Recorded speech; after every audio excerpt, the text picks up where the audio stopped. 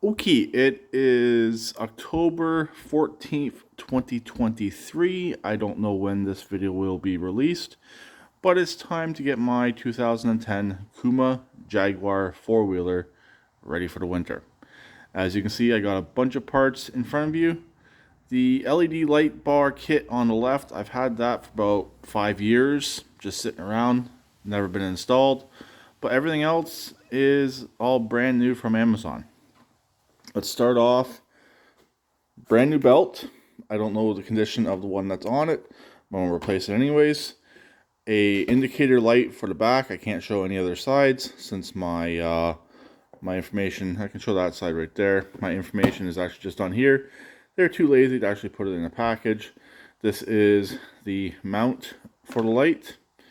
Brand new winch. Since the original one crapped out, I went to move a lawnmower and it decided it didn't want to be a winch anymore. And a complete starter kit, since the starter that's on this grinds. This is a motor and the drive gear. Like I said, in here is a complete LED light kit, but all I'm going to use is these two lights right here for the front. I was looking up different ideas on how to put lights on four-wheelers, and that is the most common. What people do is just use the two individual lights like this on the front end, and that should be good. Then this blinking light will go on the back, pretty much right above the tail light. Tail light does not work. This actually does have turn signals. Some of them work, some of them don't work. The electrical on this is kind of a nightmare.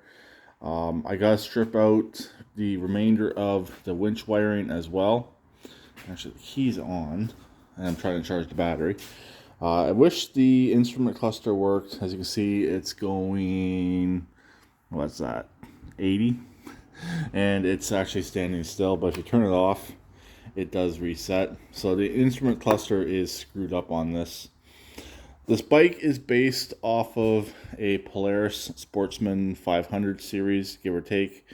It is a 500cc engine, but when you look up parts for this, it comes back as Polaris parts. So a lot of Polaris stuff does fit this. Like the starter setup is all Polaris. So I'm probably going to tackle the starter first, since that's the one thing I want to get done first.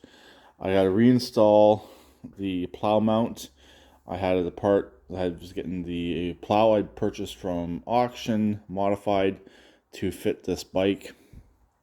I do obviously have the front end, but I got to put a new fuse in for the four-wheel drive actuator.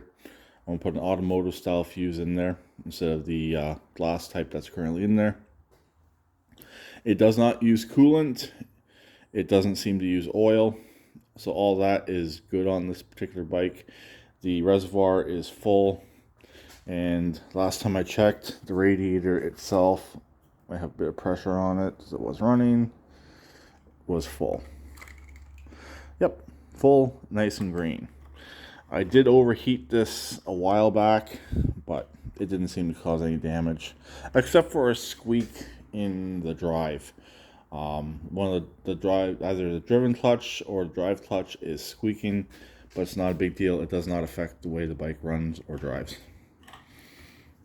Seal the radiator so I don't forget. I do plan on putting the front end back together in the next couple days. I have a couple more things coming, primarily a heat shrinking kit, since I do gotta heat shrink some of these wires on here. But everything I have here is all pretty much plug and play. Hook up to the battery, run the wires, sort of thing. Like the lights, even though there's two separate LED light kits in here, they both have separate wiring harnesses, and they're both independent from one another. Obviously, I can get the starter installed, I can get the winch installed. I can't do this light yet, but I can do the belt. For this, I haven't yet decided how I'm going to wire it in. I got to find a switch to source. I was considering the headlights, so every time the headlights are on, this is on, which wouldn't be a bad idea. Or, I believe this does have running lights, but I believe the bulb was just burned out in the tail light, so I can run it in through the tail light circuit as well. So I just don't want to run a wire for this all the way up to the front and have it controlled separately. I'd rather have it controlled off of something that's already here. And then the winch, it has all its own wiring harness. It just connects to the battery.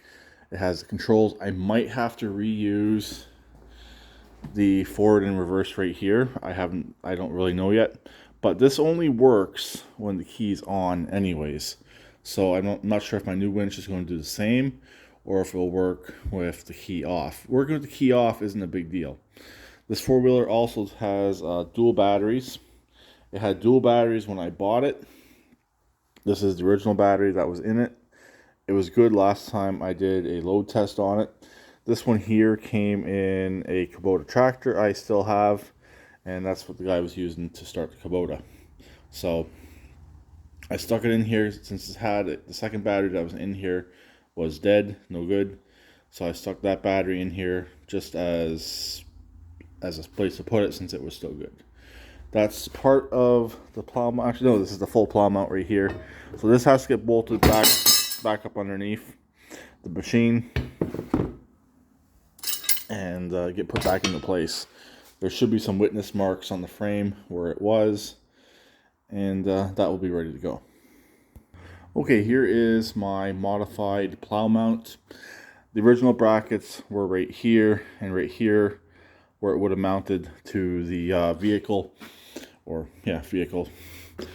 But mine is about an extra 2.5–3 inches wider on each side, and the brackets here were also different. So my neighbor rebuilt these brackets, cut them out, laser cut both of these brackets here. He welded on this piece right here. Just cut these original ones off since they're no longer in use. Built this here, angled it, and welded it all up. I just painted it the other day. I painted this side first, and I flipped it over, painted the other side. It's going to get scratched up no matter what, but I just wanted to make it look a little bit better for where it's going. It will be coming off in the spring. It'll just be on it all winter, and I should be good to plow some snow with this four-wheeler. The blade has the hook for the winch. I also have a secondary pulley for the winch cable, which I'll show once the blade is installed. The blade's still in the back shed.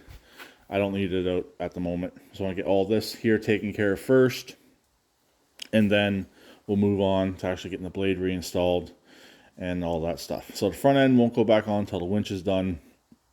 Winch will get done after the starter and belt is done.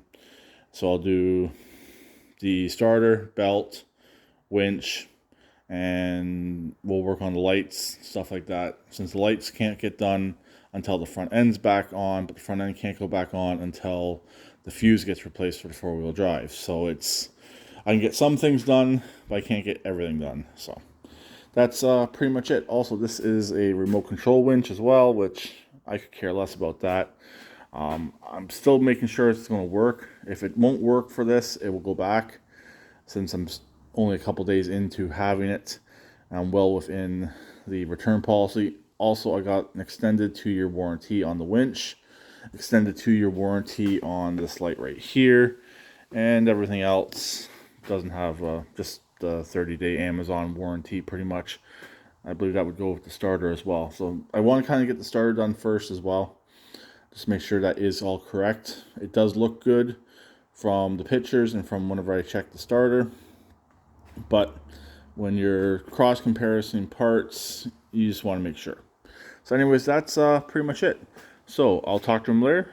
Please keep redneck like always, and please subscribe and comment.